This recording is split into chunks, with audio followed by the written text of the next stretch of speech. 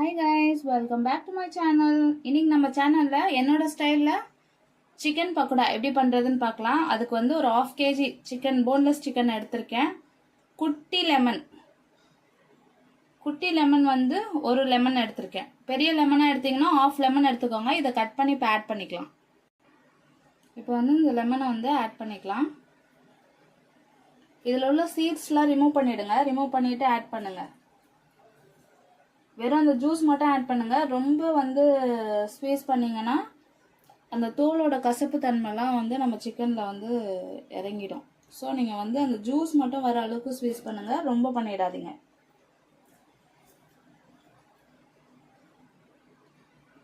இந்த மாதிரி சீட்ஸ்லாம் விழுந்துச்சுன்னா எடுத்துருங்க. பெஸ்ட்டு நீங்கள் இதெல்லாம் ஃபில்டர் பண்ணி வச்சு ஆட் பண்ணிக்கலாம்.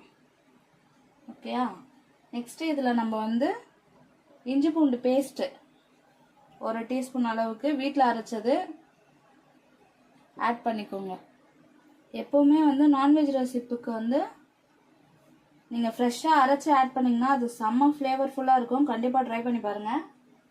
இப்போ வந்து இதுக்கு தேவையான அளவு சால்ட்டை சேர்த்துக்கலாம். இந்த ஸ்டேஜில் எவ்வளோ சால்ட் வேணுமோ சேர்த்துருங்க. நெக்ஸ்ட்டு மஞ்சத்தூள். அப்போ அந்த ஒரு நான்வெஜ் ஸ்மெல் வராமல் இருக்கும். நெக்ஸ்ட்டு காஷ்மீரி மிளகாய் தூள் 1 டீஸ்பூன். 1 டீஸ்பூன் சேர்க்கணும். நான் சின்ன ஸ்பூனுன்றதுனால 2 ஸ்பூன் சேர்த்துருக்கேன். இதிலே வந்துட்டு கரம் மசாலா ஒரு 1/2 டீஸ்பூன் எடுத்துக்கோங்க. நான் சின்ன ஸ்பூனில் 1 ஸ்பூன் ஆட் பண்ணியிருக்கேன். நெக்ஸ்ட்டு பெப்பர் ஒரு 1/2 டீஸ்பூன் எடுத்துக்கோங்க. அதிகமாக சேர்த்துக்க வேண்டாம்.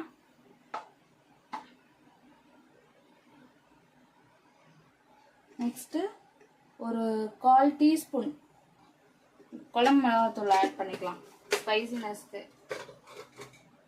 இப்போ இதுக்கப்புறம் நம்ம வந்து நல்லா இதை மிக்ஸ் பண்ணிக்கணும். மாவெல்லாம் எதுவும் ஆட் பண்ணிடாதீங்க. இந்த ஸ்டேஜில் இதை நல்லா மிக்ஸ் பண்ணிவிடுங்க. அப்போ தான் நம்ம மசாலாலாம் வந்து சிக்கனில் நல்லா மேக்னேட் ஆகும்.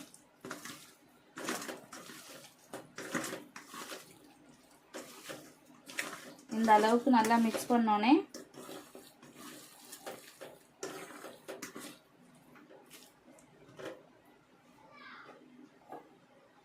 கொஞ்சம் அரிசி மாவு, கொஞ்சம் மைதா கொஞ்சம் சேர்த்துக்கோங்க.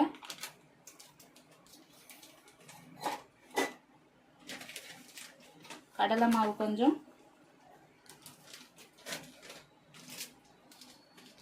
கார்ன்ஃப்ளவர் கொஞ்சம்.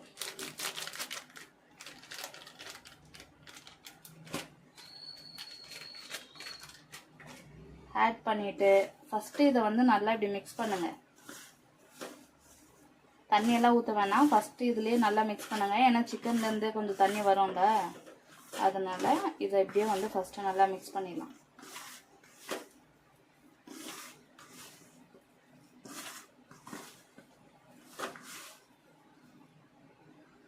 இப்போ இந்த அளவுக்கு நல்லா மிக்ஸ் பண்ணிட்டோன்னே தேவையான அளவு தண்ணி ஊற்றி மிக்ஸ் பண்ணணும். நான் வந்து லைட்டாக ஃபுட் கலர் சேர்த்துக்கிறேன். ஃபுட் கலர் வந்து ஆப்ஷனல் தான். உங்களுக்கு இன்ட்ரெஸ்ட் இருந்தால் ஆட் பண்ணிக்கலாம். நீங்கள் வீட்டுக்கு தான் செய்கிறீங்கன்னா ஆட் பண்ணாதீங்க, என்னோட சஜஷன்.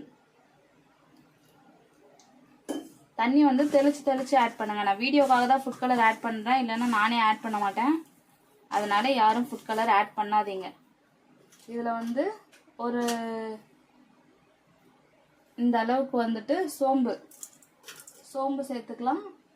நெக்ஸ்ட்டு கொஞ்சம் கருவேப்பிலை வந்துட்டு 2 அப்படி இது பண்ணிவிட்டு இது கூட ஆட் பண்ணிக்கலாம்.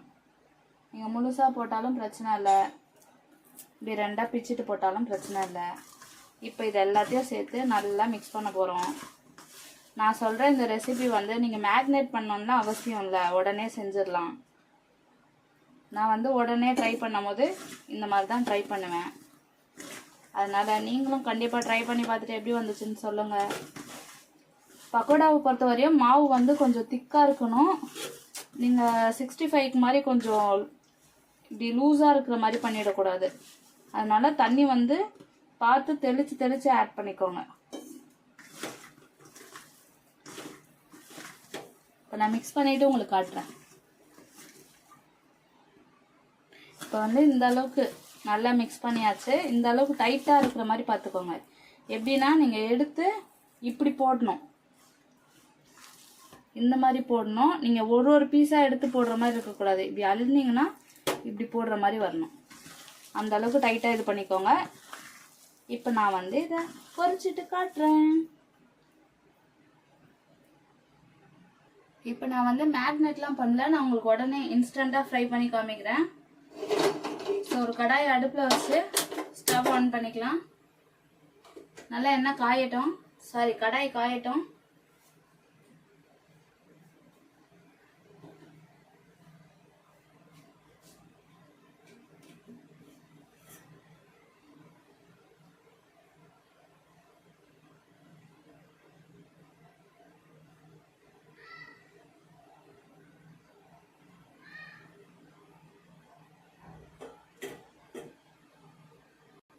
இப்போ வந்து கடாய் நல்லா காஞ்சிச்சு. நம்ம பக்கோடா ஃப்ரை பண்றதுக்கு தேவையான அளவு ஆயில் சேர்த்துக்கலாம். ஆயில் வந்து கொஞ்சமாவே ஊற்றி ஃப்ரை பண்ணுங்க. ஏன்னா இது நீங்க எடுத்து வச்சுலாம் யூஸ் பண்ண போறதில்ல. அதனால கொஞ்சமா ஊற்றி எண்ணெய் காயட்டும், ஃப்ரை பண்ணிடலாம்.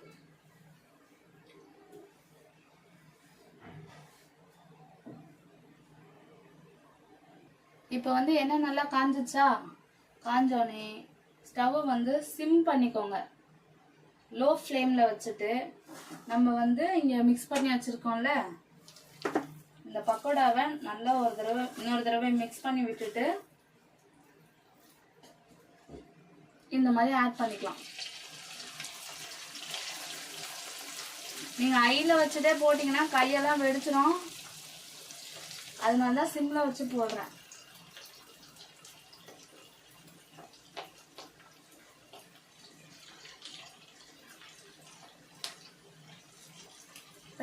இதை போட்டு முடிச்சுட்டு ஃப்ளேமை வந்து ஹையில் வச்சுக்கலாம்.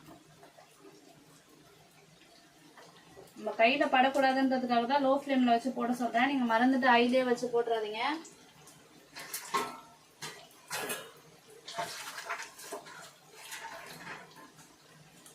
போட்ட உடனேயும் மிக்ஸ் பண்ணிடக்கூடாது. மிக்ஸ் பண்ணிட்டீங்கன்னா அந்த மசாலாலாம் தனியாக பிரிஞ்சு வந்துடும். போட்டு ஒரு 2 மினிட்ஸ் ஆகட்டும், நல்லா ஃப்ரை ஆகட்டும். அதுக்கப்புறமா வந்துட்டு திருப்பி போடலாம். இந்த மாதிரி எப்பவுமே ஆயில்ல ஃப்ரை பண்ற ஐட்டம்ஸ்க்கு எல்லாமே இந்த மாதிரி லாங் சைஸ் கரண்டியா எடுத்துக்கோங்க. குட்டி கரண்டியா போட்டீங்கன்னா அங்கங்க சூடு வச்சுக்க வேண்டியதான். லாங் கரண்டியா எடுத்தீங்கன்னா நம்ம கொஞ்சம் சேஃப்டியா ஒர்க் பண்ணிக்கலாம்.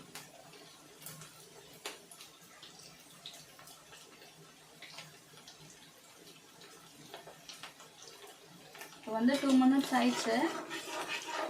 இதை வந்து இப்போ எடுத்து விட்டோம்னா மசாலா வந்து ஒட்டாம வரும். பார்த்தீங்கன்னா தெரியும்.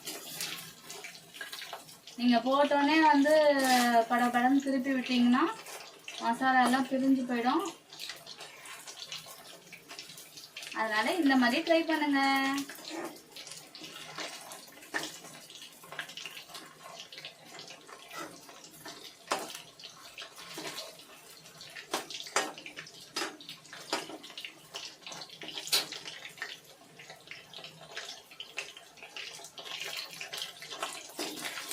ஒன்ஸ் நீங்கள் திருப்பி போட்டிங்கன்னா அது ஒரு 2 செகண்ட் கழிச்சு நீங்கள் நல்லா இந்த மாதிரி மிக்ஸ் பண்ணி விட்டு நல்லா கிறிஸ்ப் ஆகுற வரைக்கும் மிக்ஸ் பண்ணி விட்டுட்டு ஃப்ரை பண்ணி எடுத்தா நம்ம சிக்கன் பக்கோடா ரெடி.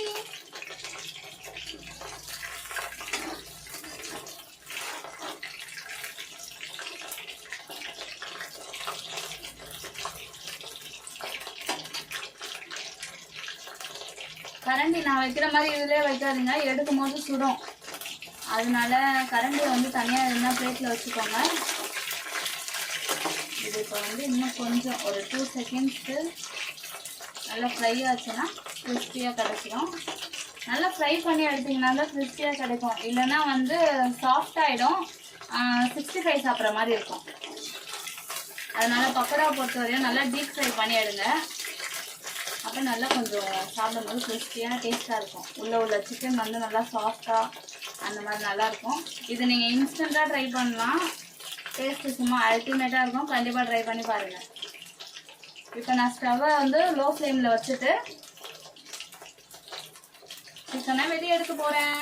இப்போ பார்த்தீங்கன்னா தெரியும்னு நினைக்கிறேன் எந்த அளவுக்கு நம்மளுக்கு கடையில் வாங்குற மாதிரி கிடச்சிருக்குன்ட்டு. நீங்கள் வீட்டில் செய்கிறதா இருந்தால் கண்டிப்பாக ஃபுட் கலரை அவாய்ட் பண்ணிவிடுங்க. நான் வீடியோக்காக தான் இந்த மாதிரி எடுத்திருக்கேன். ஃபுட் கலரை வந்து சேர்க்கவே சேர்க்காதீங்க.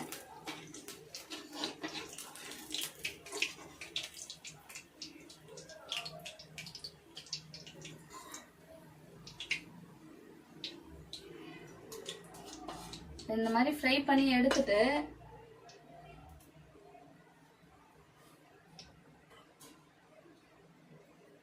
எண்ணெயை வந்து மறுபடியும் ஹை ஃப்ளேமில் வைக்கிறோம். ஓகேவா? ஃபர்ஸ்ட் பேட்ச் எடுத்துட்டு மறுபடியும் ஹை ஃப்ளேமில் வைக்கிறோம். வச்சு எண்ணெய் நல்லா இன்னும் கொஞ்சம் ஹீட் ஆகட்டும். ஹீட் ஆனோடனே நெக்ஸ்ட் பேட்சை போடலாம். நீங்கள் எடுத்த உடனே போட்டிங்கன்னா நெக்ஸ்ட் போடுற பேட்சில் வந்துட்டு சிக்கன் நல்லா கிறிஸ்பாக கிடைக்காது. ஸோ நீங்கள் வந்து மறுபடியும் எண்ணெயை நல்லா ஹீட் பண்ணிட்டு இப்போ பார்த்தீங்கன்னா எண்ணெய் கொதிக்குது. இப்போ வந்து மறுபடியும் நம்ம லோ ஃப்ளேமில் வச்சுட்டு நம்ம வச்சிருக்க சிக்கன் பீசஸை இதில் போட்டுக்கலாம். உங்களுக்கு வந்து இந்த மாதிரி போட வரல, இதை போடுறதுக்கு நானே ஆக்சுவலாக பயந்துட்டு தான் போடுவேன். அதனால ஒன்று ஒன்றா போட்டுக்கோங்க.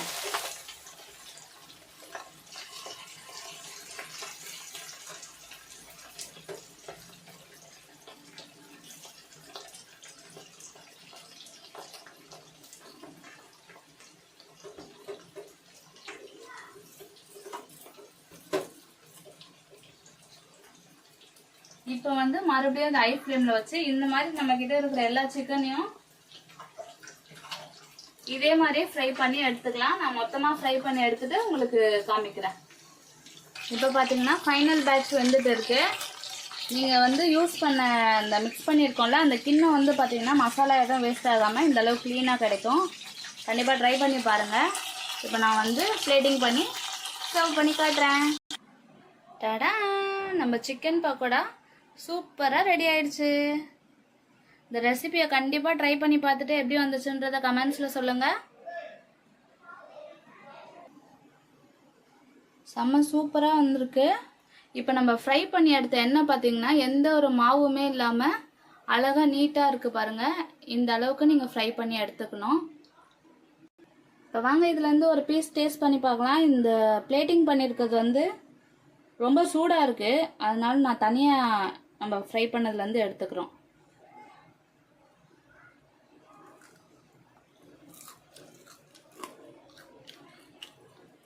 பார்த்தீங்கன்னா நல்லா கிறிஸ்பியாக உள்ள நல்லா ஜூஸியாக செம்மையாக வந்திருக்கு. கண்டிப்பாக ட்ரை பண்ணி பாருங்கள். எப்படி வந்துச்சுன்றதை கமெண்ட்ஸில் சொல்லுங்கள். இந்த ரெசிபி உங்களுக்கு பிடிச்சிருந்தா நம்ம சேனலை லைக் பண்ணுங்கள், ஷேர் பண்ணுங்கள், சப்ஸ்கிரைப் பண்ணுங்கள். பாய்.